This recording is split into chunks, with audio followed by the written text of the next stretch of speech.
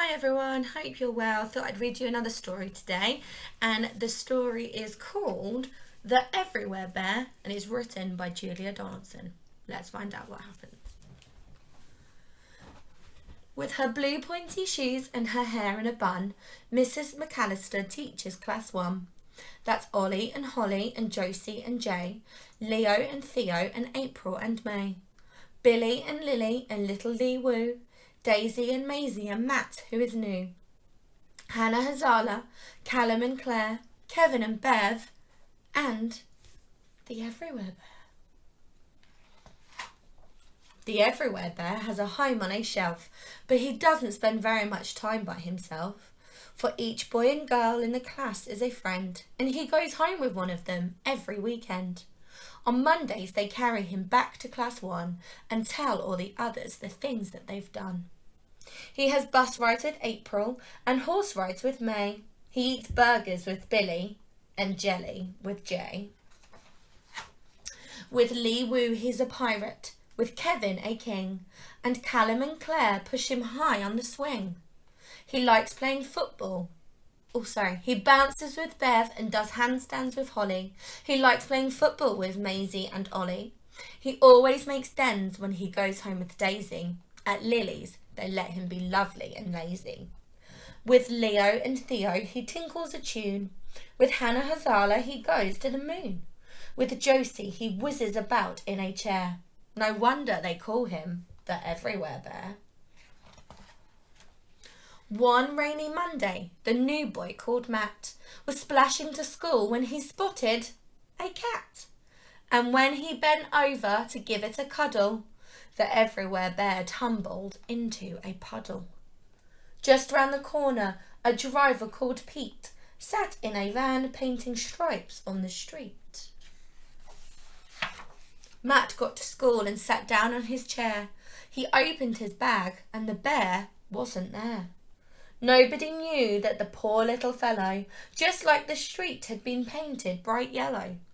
Nobody saw when a river of rain washed him and whooshed him head first down the drain. And no one was there when the bear with the stripe, dirty and dizzy, splashed out of the pipe. The water was wild and the weather was wet when Jim, Jeff and Jonathan hauled in their net. Waves rocked the boat and a storm filled the air. None of them noticed the Everywhere Bear. Back in the harbour, Mohammed Hussein lifted the fish off the boat with his crane. "Give me 2 boxes," said old Mrs. Bishop, and she cheerfully wheeled them away to her fish shop. She started unpacking, then muttered, "That's odd. There's a bear wrapped in seaweed between these 2 cod." Out of the fish shop and onto a skip, into a lorry and off to the tip. Oh no. "Aha!" squawked a seagull called Solomon Shrink. "I smell fish." And he picked up the bear in his beak. Wonder where he's going to take him to now. They flew over treetops and over the town, and the bear saw his school when he dared to look down. Then Solomon perched on the roof of a shop. "This isn't a fish," and he let the bear drop. Then a very kind lady called Bethany Burke picked the bear up on her way into work. Each Friday morning, Class 1 pays a visit to one of their favourite places. Can you guess where is it? Any ideas where it could be? I can see some posters with some front covers of different books and also an opening times poster on the door. The library. Jay finds a book about stars. Josie finds one about buses and cars. Billy likes aliens and Lily likes lizards. Hannah Hazala is keener on wizards. Finally, everyone's chosen a book. They queue at the counter. Then Matt cries out, "Look!" April and May, and the others say, "Where?" "Behind you, he's there. It's the Everywhere Bear." Then they carry him happily home to Class 1, saying, "Where have you been, Bear, and what have you done?" The bear never talks, but he smiles to himself and thinks as he settles back down on his shelf. "I've been in a puddle, I've been down a drain, I've been in a boat, and I've been in a crane.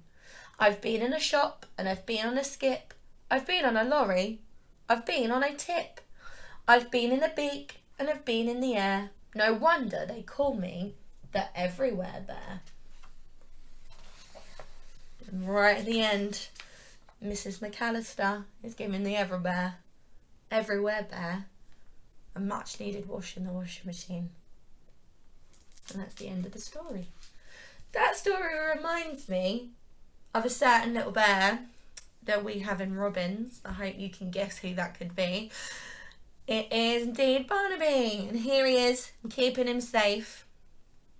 And we've been having lots of different adventures together. It's been getting to know my cat Benny as well, haven't you, Barnaby? And having lots of fun. Thank you for listening. I hope you enjoyed the video and the story today. And I will read you another story again soon. Thanks, bye.